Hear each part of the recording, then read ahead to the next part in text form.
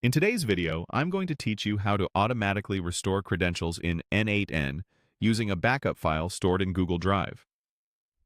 By the end, you'll have a safe, repeatable workflow that restores only what's missing and avoids creating duplicates.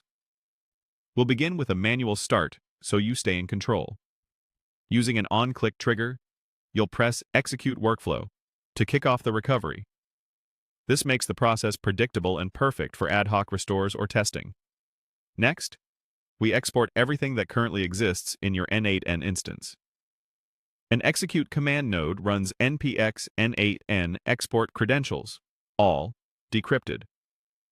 The output is JSON and includes every credential name, type, and data needed for comparison. This snapshot is essential because it's how we know what not to restore.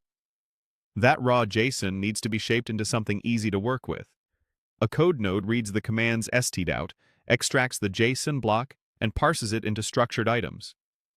Each credential becomes its own item, which will make downstream checks reliable and clear. We then aggregate all existing credential names into a single list. Think of this as your Do Not Duplicate registry. This list powers the duplicate protection you'll see later. With the current state captured, we turn to Google Drive. A Google Drive node searches for the file named N8N backup credentials.json. When it finds it, the node returns the file ID we'll use to download the backup safely. Using that ID, another Google Drive node downloads the file as binary. To make it readable, we pass it to an extract from file node using the from.json operation. The parsed result is stored under a data field, ready for item-by-item processing.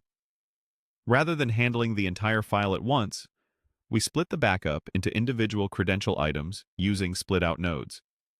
This approach reduces errors and improves stability, especially with larger backups. A split in batches node loops through credentials one at a time.